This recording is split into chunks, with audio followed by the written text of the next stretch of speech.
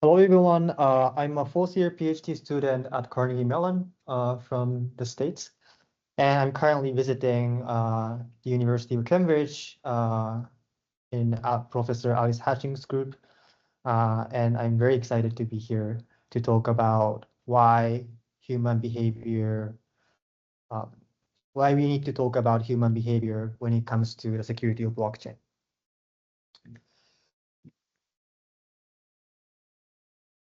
So it is still fresh in our minds that Bybit, the cryptocurrency exchange, lost 1.4 billion US dollars to state-level hackers February this year. And because of those incidents, cryptocurrencies are criticized for serving as a financial source for sanctioned entities. But you may wonder why we keep just losing money to them after a series of incidents. So I looked at the top 7 largest cryptocurrency thefts in our history and their corresponding vulnerabilities. And I realized that all of them come from either the poor implementation of the code or poor human management or combination of both. And I have to emphasize here that they are not necessarily about breaking cryptography or consensus protocol. For example, in case of Bybit, the attacker managed to install malicious code into the software Bybit uses and override the recipient address to steal their money. And Bybit didn't have a system to capture the change in the software or didn't check the transactions carefully before the confirmation. And other examples are also about exploiting human element. So today I want to talk about 2 novel attacks on blockchain that exploits the unexpected behavior, unexpected human behavior, namely the lack of validations. So the first half is going to be about blockchain amplification attack, which is a new type of denial of service on the Ethereum peer-to-peer network. And the second part is about blockchain address poisoning, which is a new type of phishing scheme similar to URL hijacking, but targeting blockchain wallets. So I would like to go into the first part of the talk, but if you have any clarifying questions, feel free to jump in throughout this talk. And this work is actually done with a collaboration at UCL, so I'm very excited to be here. Okay, so before talking about the attack, I would like to tell you a story of flash boys in the traditional stock market. In 2010, the company called Spread Network installed hyperoptic ultra latency cable between 2 major cities in the United States, Chicago and New York. Despite mountains and rivers in the middle, they wanted to put the line as straight as possible to reduce a few milliseconds of latency. And hedge funds desperate to use this cable because time means money in the equation. For instance, if there is a price discrepancy between the exchange A in Chicago and exchange B in New York, they can buy those stocks at exchange A and sell them at exchange B to make some profits, and which is typically called arbitrage transaction. And the key point here is that you have to execute this transaction before someone else does. So even being 1 millisecond faster than anyone else matters in this context. And exact same thing happened in the blockchain space, and we call it Flash Boys 2.0.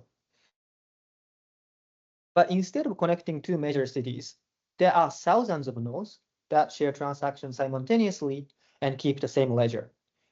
So if the node receives transaction from the user, it will first validate the transaction and propagate it to the rest of the network. And there exist bots and miners who want to also execute arbitrage transactions or front-run other transactions, and we use the term called MAV, maximum extractable value. In this way, there are some infrastructure companies that propagate transactions faster than normal node by optimizing the network configuration. And just to highlight from a traditional context, those companies are basically the spread network who drill mountains to install cables, and bots and miners are hedge funds. But the question here became, how can we reduce latency in the distributed network? And a typical way to do this is to have many connections with your neighboring nodes or deploy multiple nodes across different continents. But actually, the easiest thing here you can do is to skip the validation, transaction validation, and let the transaction go through without any checks to save a few milliseconds of latency from the processing time. And this can be done by modifying the software they are running. And because they don't check the validity of a transaction, the attacker can send many invalid transactions to amplify the original traffic. And this is the basics of blockchain amplification attack. So in this presentation, I would like to answer 3 questions. First, we investigate whether modification actually happens in practice. And second, we want to show how one invalid transaction gets amplified in the network. And finally, we want to quantify the benefits of skipping the validations so we can talk about the trade-off between the security and latency. So first, we looked at those infrastructure companies that relay transactions to users. So the data is from August 2023 to January 2024, and there are 7 different entities. And in this figure, each data point represents a weekly data from each entity, and x-axis shows how fast each entity can capture the transaction, so which is a measure of latency. And y-axis is the ratio of transactions that are officially confirmed in the block. So it is a measure of accuracy. And you can clearly see that distribution is bimodal, meaning that some services are fast, but sometimes not accurate. But the others are slow, but provides accurate information all the time.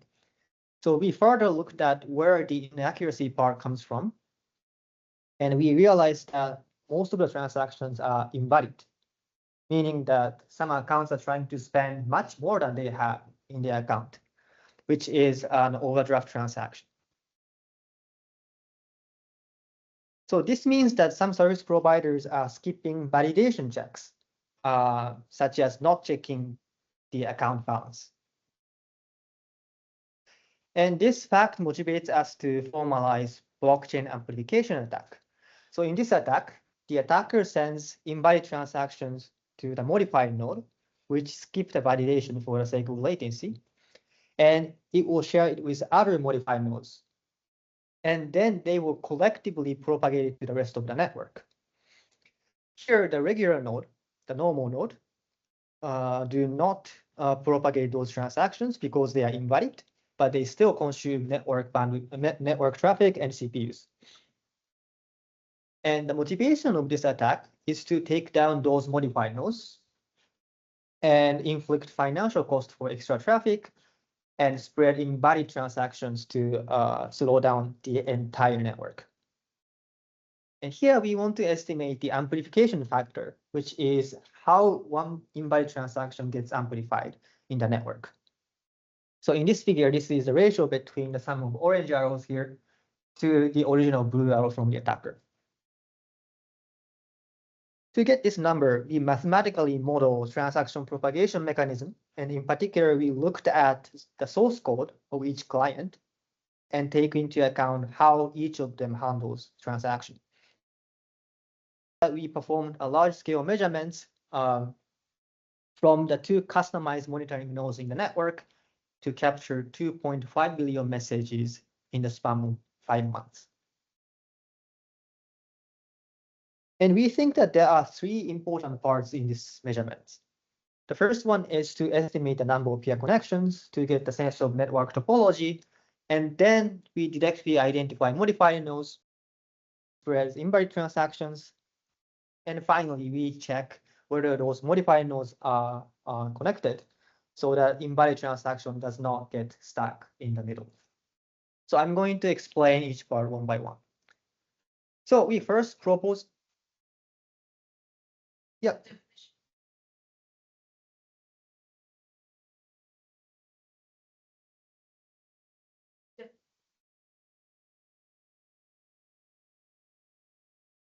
divided by the sum of the solid purple edge here. Exactly. And the dashed one, what's with the dashed, those dashed ones? So they are basically internal sharing between those modified nodes. So we don't take into account those connections. Okay, dotted ones you crossed out anyway. So that's the connections between the regular nodes. Because the regular nodes do not share invalid transactions. So we don't need to take into account that.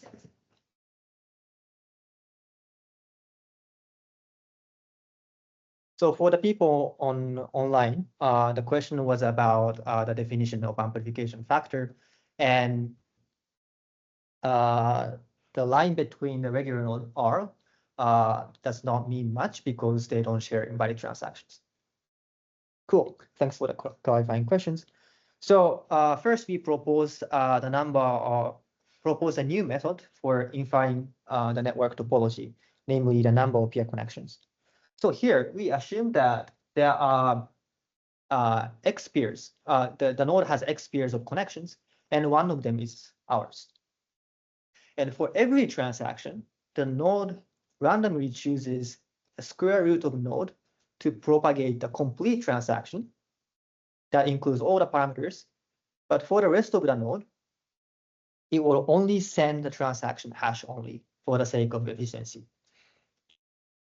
So if the node has 50 connections, it will only choose 7 of them to send the entire transaction. So from our point of view, the probability of receiving the entire transaction is about 14%.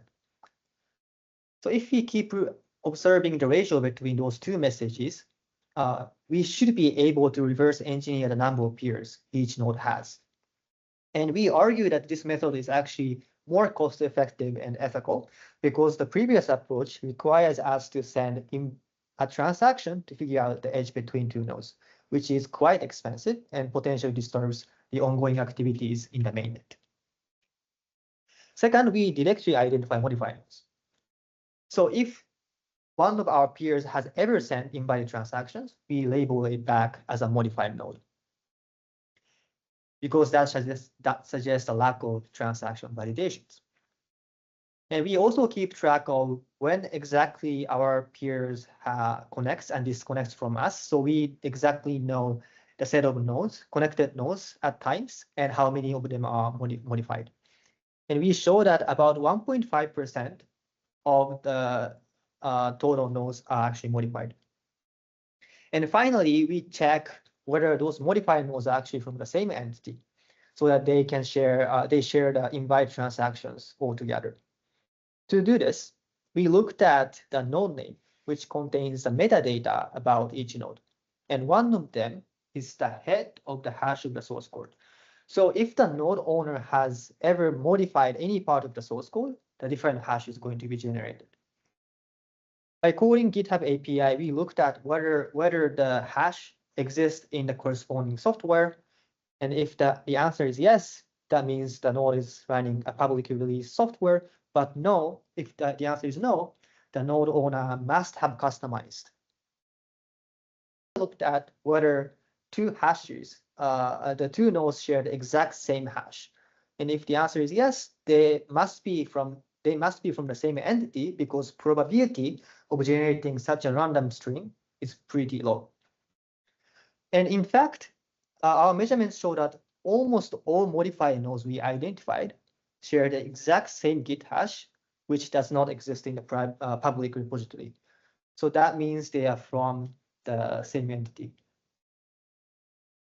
Is that a question or? Thanks. So all in all, we show that the attacker can amplify the original traffic by 3,600 times. And we argue that the economic damage is even worse.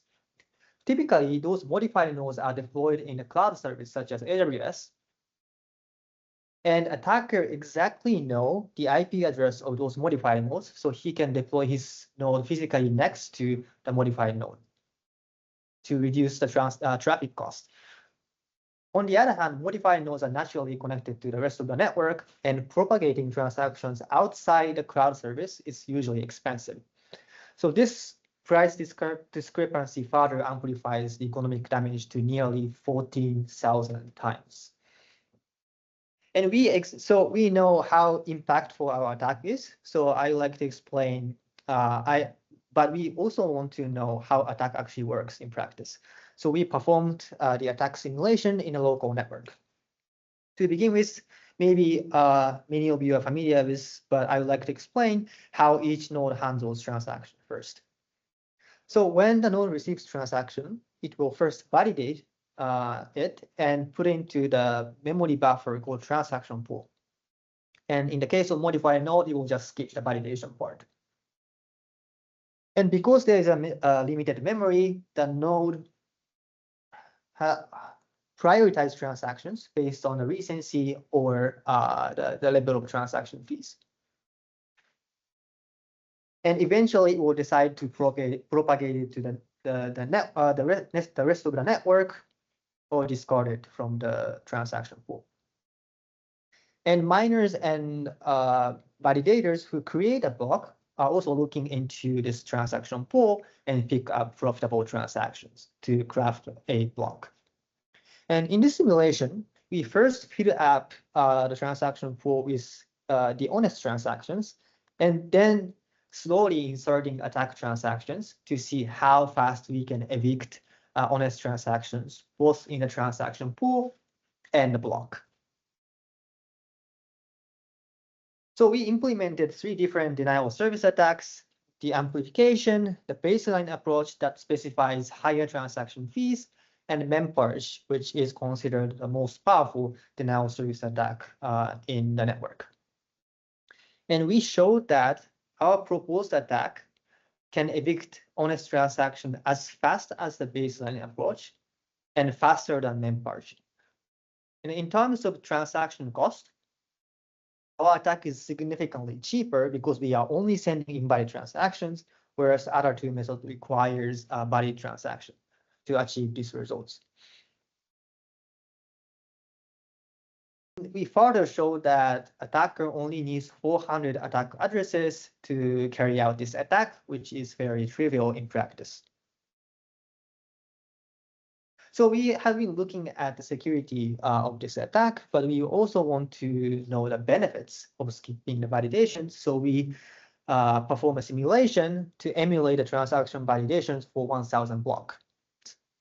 And we monitor the CPU usage and processing time. And we found that validating one transaction takes about 1 millisecond. And most of the processing time comes from the state-dependent checks, such as looking into the account balance. And if you remember from the earlier slides, I talked about infrastructures skipping the account balance check. So that actually makes a lot of sense in terms of latency. However, this simulation does not really capture the complexity that exists in the peer-to-peer network. For example, if the node receives many transactions at once, then that will add more processing time. So we also deploy the modified node and the regular node in the testnet for 14 weeks and compare how fast they can process transactions as well. And I will defer the results in the paper. Okay, so ultimately, we would like to answer the question of whether those modified nodes skip validations in terms of economic benefits. So we looked at the benefits and the cost for 1 month. So we calculated the economic gains for 1 millisecond of extra latency based on the past market data. And by performing arbitrage or front running, the attack, those nodes can obtain additional $11,000 per month. On the other hand, we also estimated the damage from amplification attack, which is additional traffic cost when the attacker is executing the attack 24/7. And the number goes up to about $87,000 per node. So if you look at those 2 numbers, the benefits of skipping the validations do not seem to justify the risks associated with this attack. But if you remember, those companies have the revenue from the users who pay to connect to those services. So as long as they are profitable, they might just keep skipping the validation. So how can we mitigate this issue? But the tricky part here is that the vulnerability exists in the private software. So patching the current software does not really mitigate this issue. So the first solution is simply ask those service providers to start checking the validations. But again, if they are profitable, we can really expect them to implement this. So another solution is to introduce a penalty mechanism.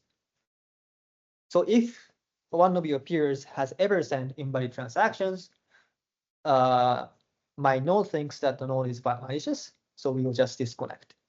And in this way, eventually those modified nodes get isolated from the rest of the network if all the nodes implement the reputation system. Okay, to sum up the first part of this talk, the attack is only feasible because some people deviate from the network protocol and skip transaction validations for better latency.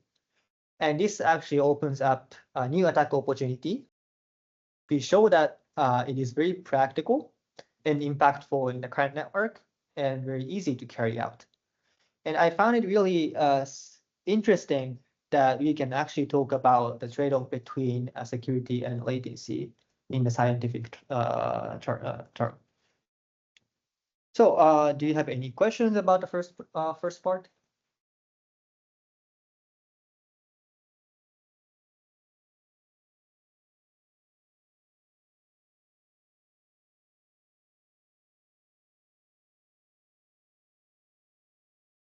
Should be valid transaction, and then they can get sent to modified nodes. But for regular nodes, obviously, because it's invalid, they'll show that it's not valid.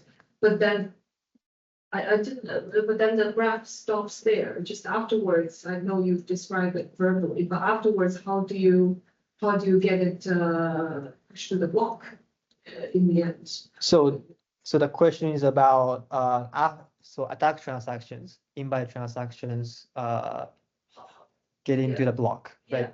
Do you actually have examples?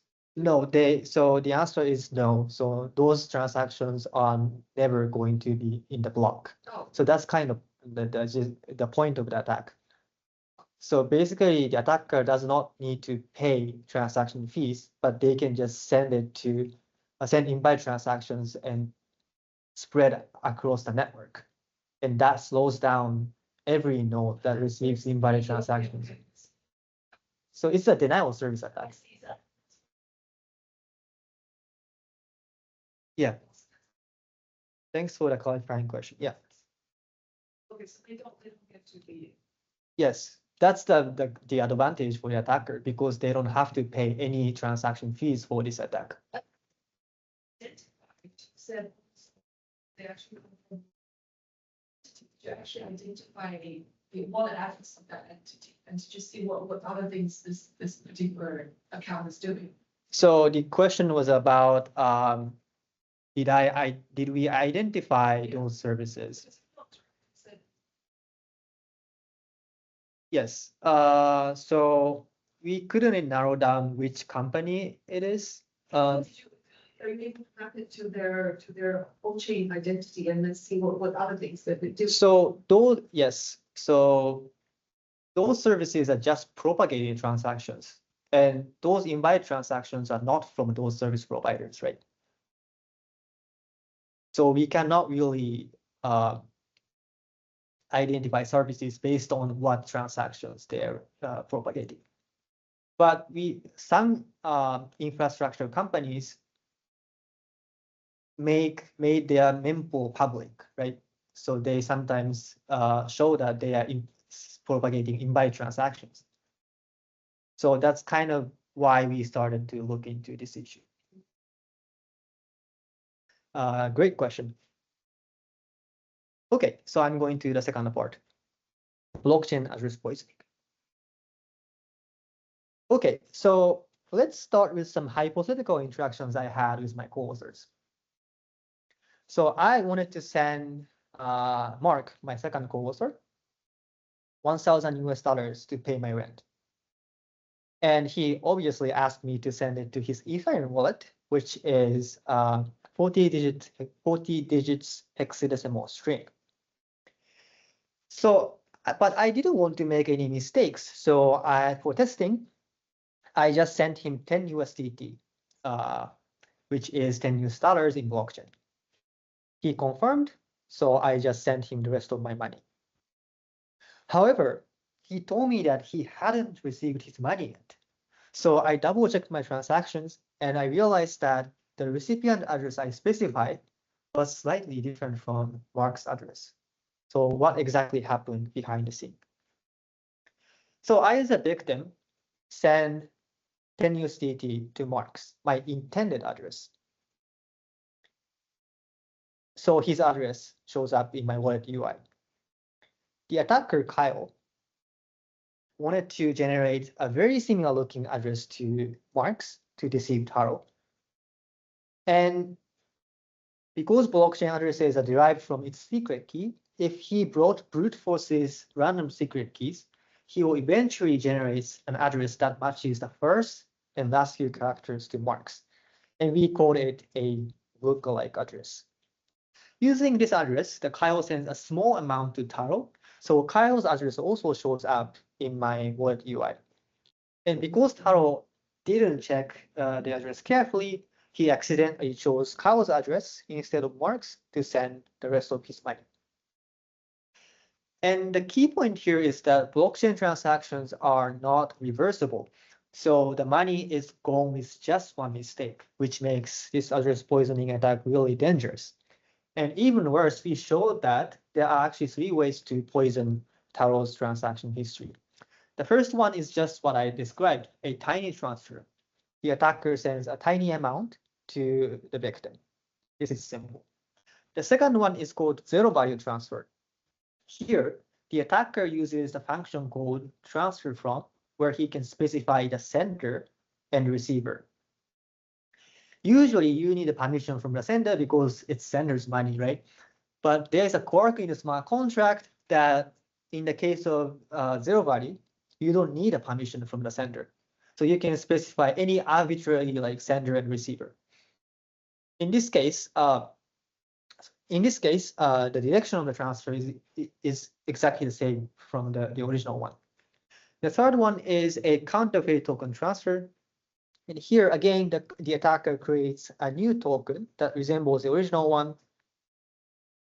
And because the attacker controls the token contract, they can generate tokens out of thin air and launch the transaction from the victim to the lookalike address. And attacker can even match the value transferred to the original one as well. So our goal is to identify those 3 types of poisoning transfers to see how prevalent our proposed attack is, and to capture payoff transfer to the attacker to quantify the losses for victims. So we developed the heuristics to identify those transfers, and I'm going to explain the high-level idea of what our detector looks like. For each block, we collect a set of potential victims who transfer assets. And then we collect all token transfers associated with each potential victim. And here we only focus on the next 100 blocks from the original transfer to make the scanning process efficient. And this is based on the assumption that the attacker executes the attack right after the original one. And third, we calculate the address similarity with the intended address. And the distance metrics we use here is the number of consecutive matched digits in the beginning and the end. So for example, in this case, it matches the first 6 characters and last 4 characters. And we only consider it to be lookalike if the score is 3 and 4, more than 3 and 4, to avoid natural collision. And finally, we divide those transfers into 5 categories based on the set of sender and receiver and the type of tokens and the value transferred. To make sure that our detector is highly accurate, we performed a series of validations. One of them is to use external data set to identify lookalike address from the benign addresses, and we achieved 100% precision and 90% recall. And I will defer the rest of the validations in the paper. So we ran this algorithm for on the Ethereum and Binance Smart Chain BSC in the span of 2 years. 270 million poisoning transfers, over 70 million victims, and more than 6,000 cases contributed to 80 million US dollar losses, which makes address poisoning one of the largest and widely targeted attacks on blockchain. And to give you a sense of how active the attacker is, on the most active day, we observed 35 attacks every second. So which means that the resources wasted on those poisoning transfers are not negligible. And in addition, it is interesting that we actually observed many more attacks on BSC. And that is probably because the transaction fees are 100 times cheaper, which makes the attack much easier to carry out. On the other hand, if you look at the amount of losses, it is significantly higher on Ethereum because the average transfer size is just higher. So this means that the blockchain with smaller transaction fees and many more economic activities is the most vulnerable to this type of attack. Blockchain addresses are compatible between those two chains, so we observed that 70,000 lookalike addresses are used between those chains, two chains. This means that the attack is easily generalizable and scalable across different blockchains. So at this point, our question became, who is actually behind this attack? So we started to merge poisoning transfers to form attack groups. And we are not only looking at the lookalike addresses, but any kind of addresses that support poisoning transfers. And we use 3 heuristics to merge poisoning transfers. The first case is when they are in the same transaction.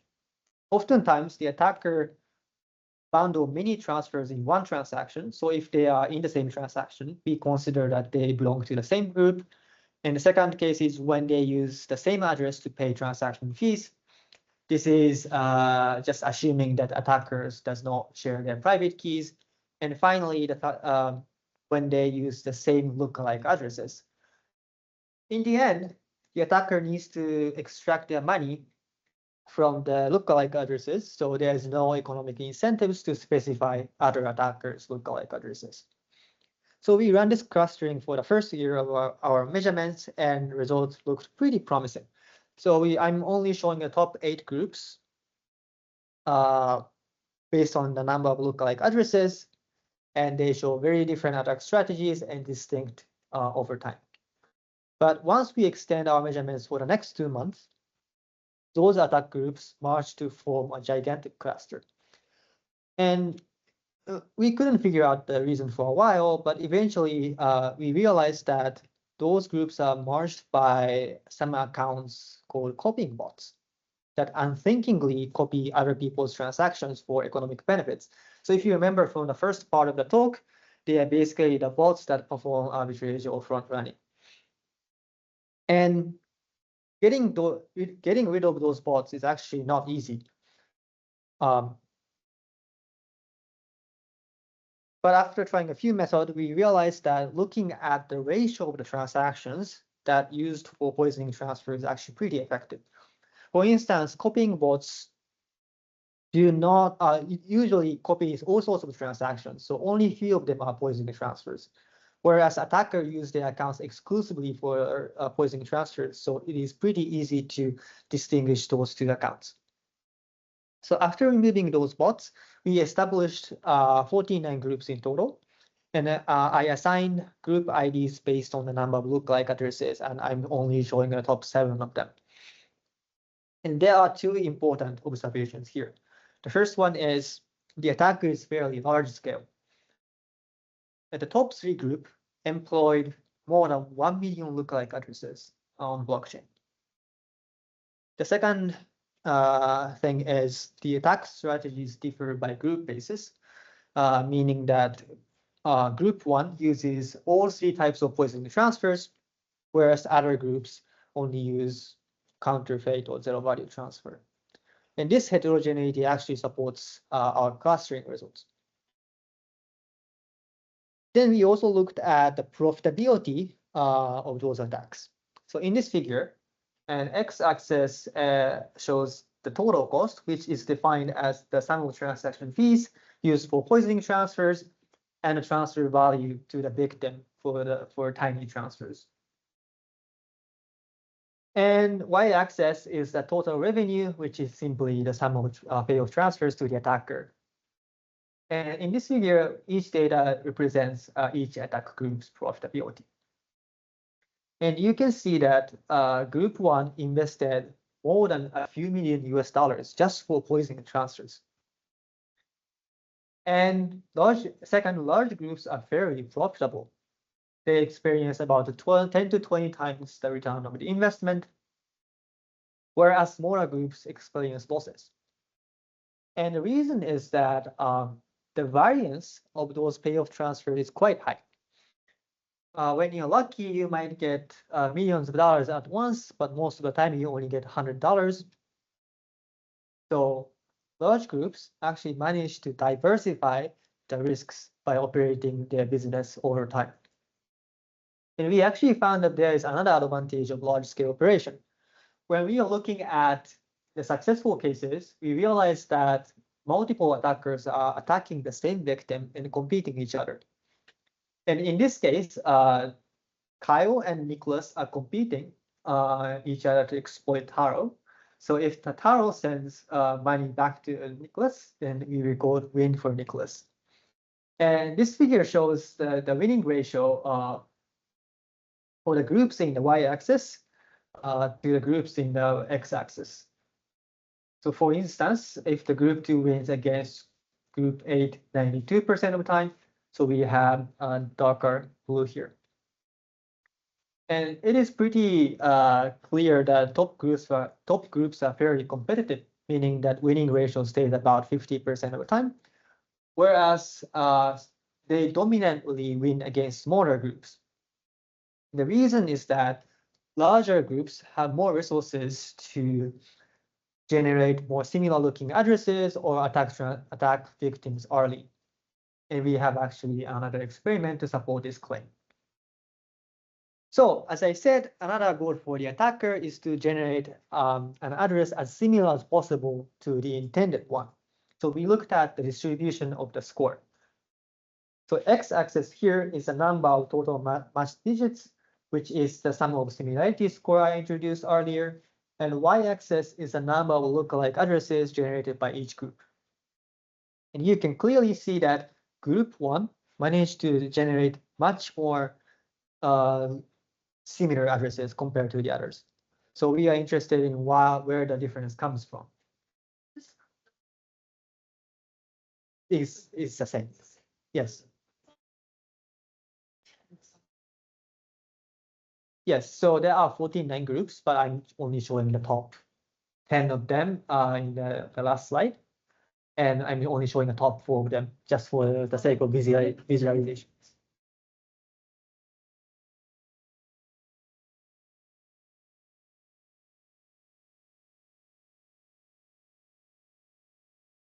So I'm just showing the top X groups depending on the analysis for the sake of visualization.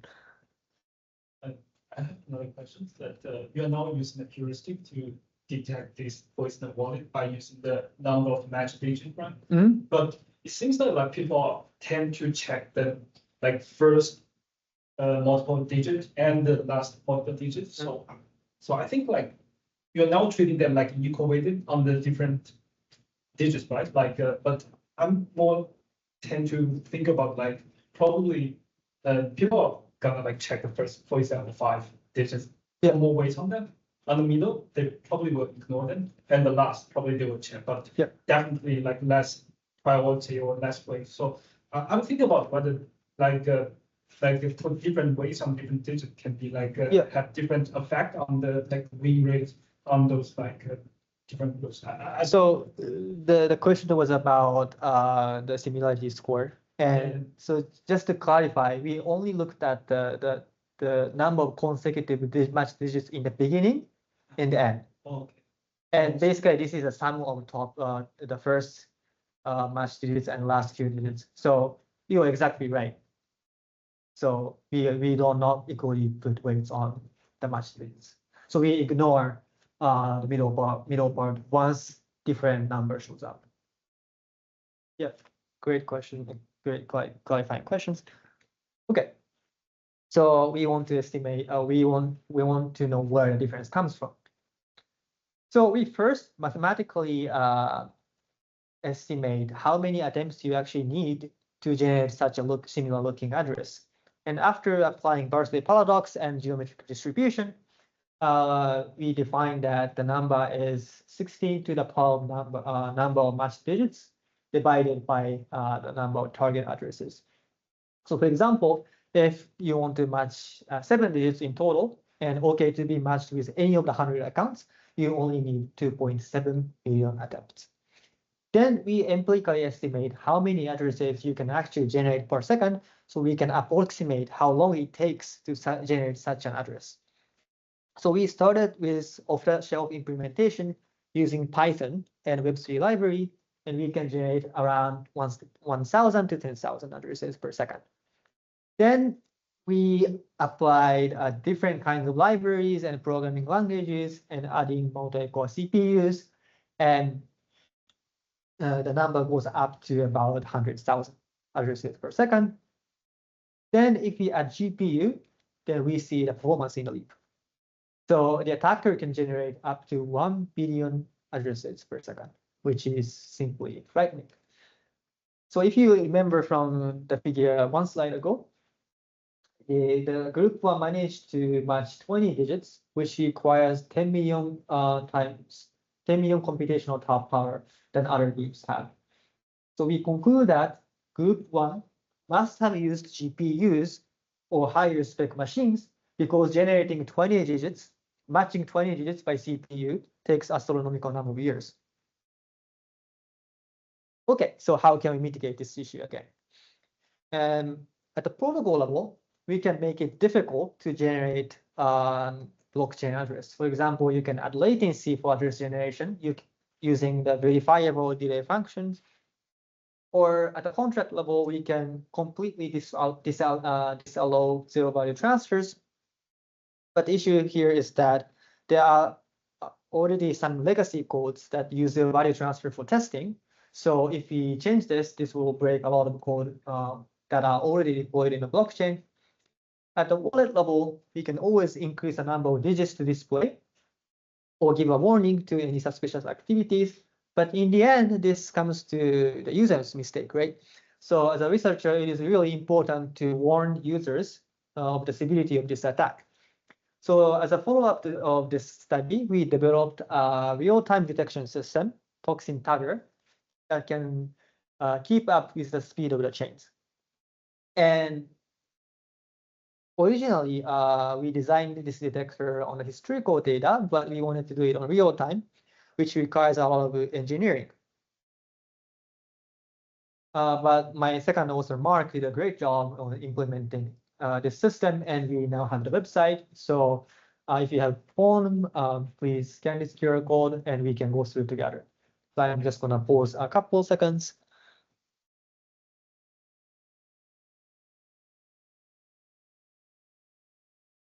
Amazing. So if you go to the website, we broadcast every time someone makes a mistake, right? And if you click one of them, you can exactly know when the victim initiates the first transfer and gets attacked by the attackers and finally makes a mistake. And I just created a social media account on X, Toxin Tagger, that actually broadcasts the results on live. And so if you have X, it would be great if you can follow us. And we also broadcast a number of positioning transfers and different features as well.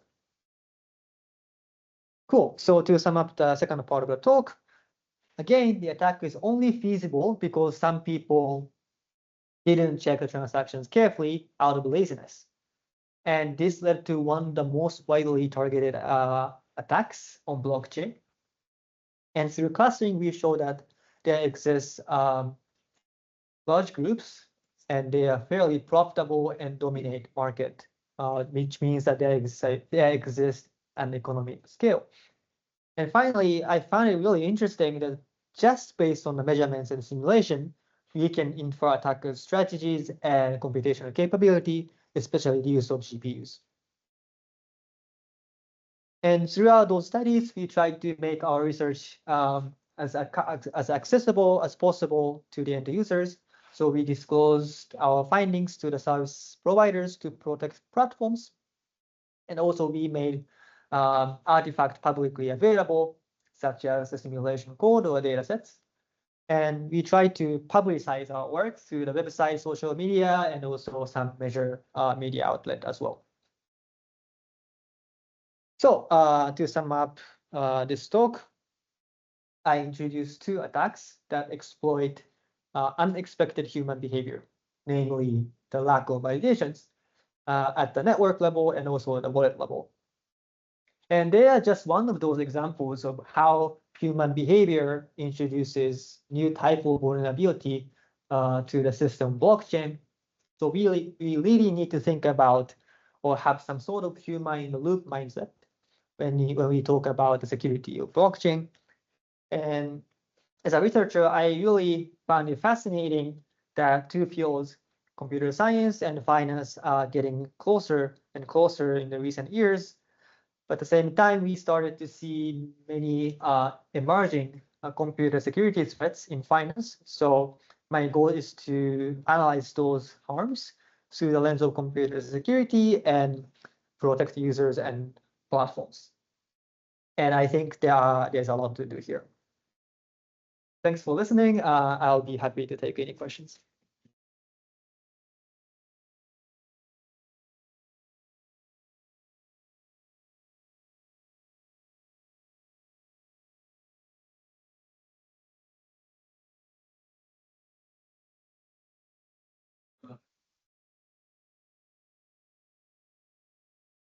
Understand why people can be fished by this kind of attack. Can you give me more cases? So the question is about why people just still fall into this attack. And it's hard to say, right? Because we always make like stupid mistakes. And there are a lot of attacks. There are 270 million attacks, and only 6,000 of them are actually made mistakes. And some wallet providers implement some detection system, basically heuristics to identify the suspicious activities, right?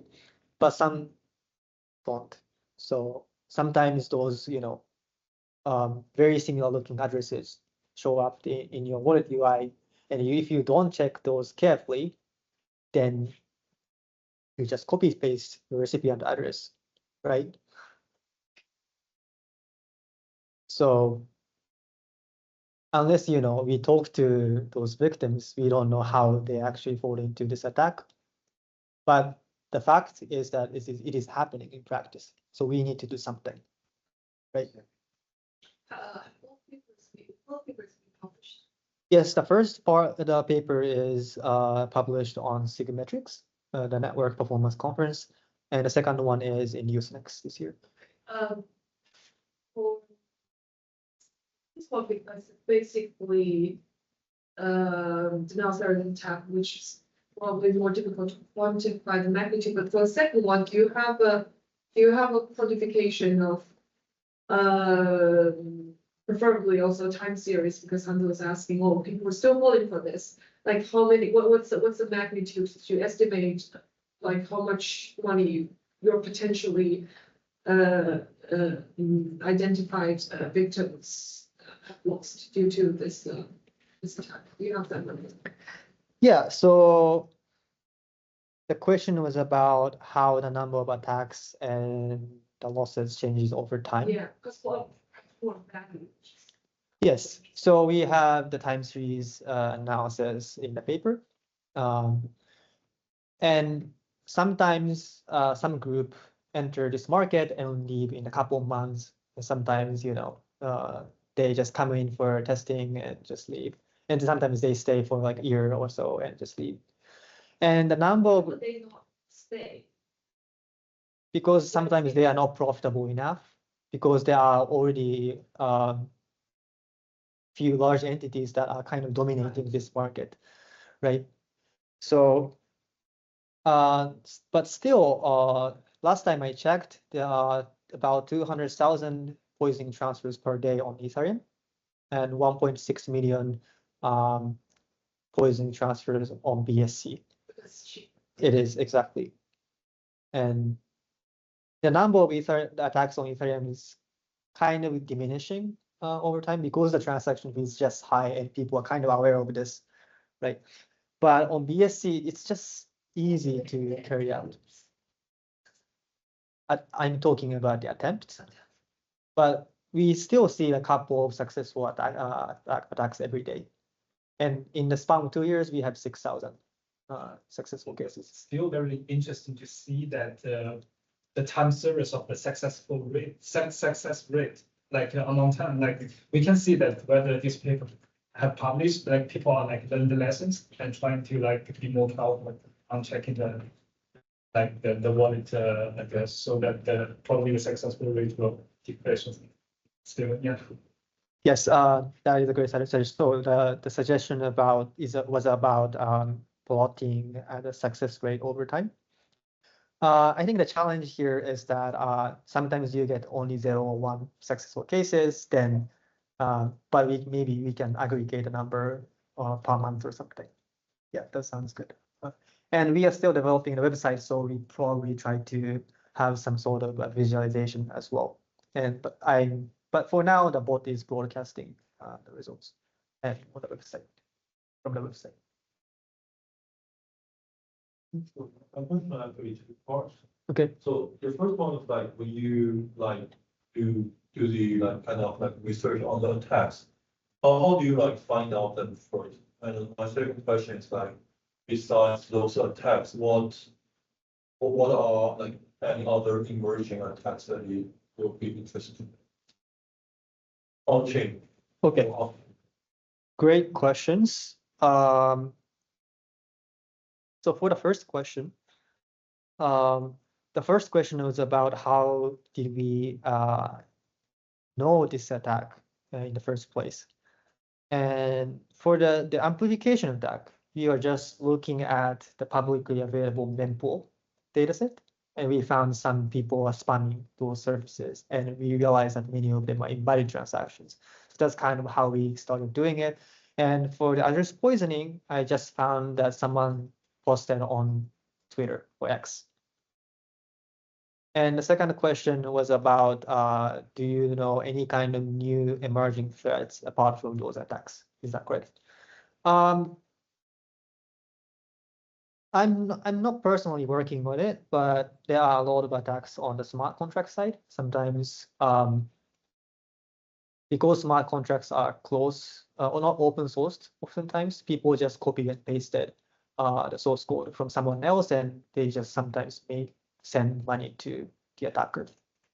That's something I found it interesting.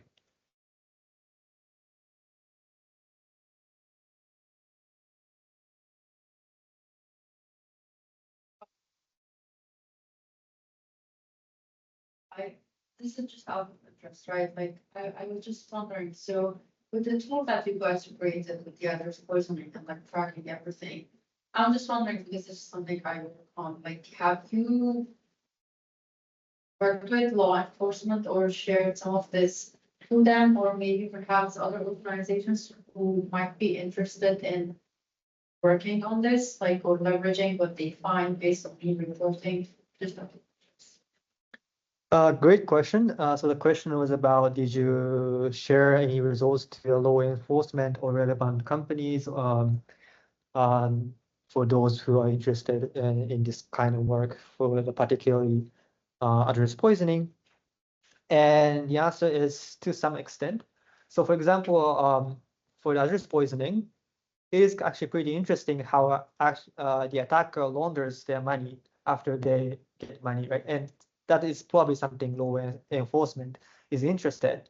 But we didn't look into those issues because that's another research paper. But we are talking to some companies who does some sort of like uh, and so we are happy to provide any insights if that is helpful for them.